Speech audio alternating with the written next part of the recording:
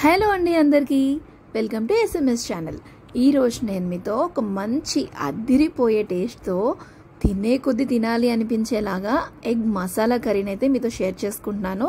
ఇది రొటీన్గా అందరింట్లో eggs tomato చేస్తూ ఉంటాం కదా, కానీ ఇలా ట్రై చేయండి. చాలా సింపుల్గా ఈజీగా తినే కొద్ది తినాలనిపిస్తుంది. మరి ఇంకా చూసేద్దామా రెసిపీని.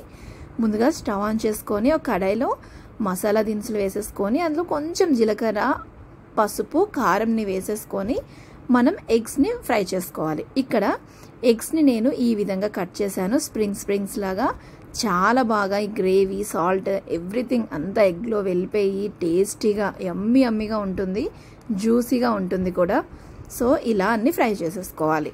మంచి గోల్డెన్ కలర్లోకి వచ్చేంత వరకు ఫ్రై చేసుకొని పక్కకు తీసేసుకుందాం. ఇప్పుడు అదే కడాయిలో చిన్నగా తరిగి పక్కన పెట్టుకున్న ఉల్లిపాయలు, పచ్చిమిరపకాయలు, అలాగే కరివేపాకుని వేసుకొని ఫ్రై చేసుకోవాలి. ఇవి కొంచెం ఫ్రై అయ్యి మగ్గేంత వరకు మూత పెట్టుకొని కలుపుకుంటూ ఉండాలి.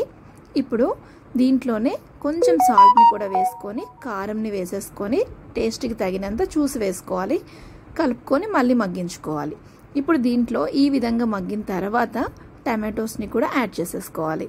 ఇప్పుడు ఇవన్నింటిని కలిపి చక్కగా ఫ్రై చేసుకొని చూడండి, ఇలా ఆయిల్ తేలుతూ కనిపిస్తుంది కదా. ఇప్పుడు వాటర్ని యాడ్ చేసుకోవాలి. వాటర్ యాడ్ చేసిన తర్వాత మనము ఇంట్లో ఫ్రెష్గా ఉంటే క్రీమ్ని వేసుకోవచ్చు, లేదంటే కర్డ్ని వేసుకోవచ్చు, మన ఆప్షన్ అది. నేనైతే ఇక్కడ క్రీమ్ని వేసుకున్నాను. చాలా బాగుంటుంది. ఈ విధంగా క్రీమీ టెక్స్చర్తో ఎగ్ మసాలా కర్రీ అద్దరిపోతుంది అంతే టేస్ట్ అయితే.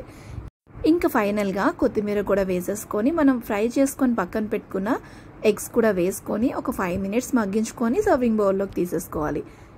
వేడి అన్నంతో అలాగా కలుపుకొని తింటే సూపర్. అసలు నచ్చితే లైక్ చేసేసుకోండి, షేర్ చేసుకోండి, సబ్స్క్రైబ్ చేసుకోండి. Thank you.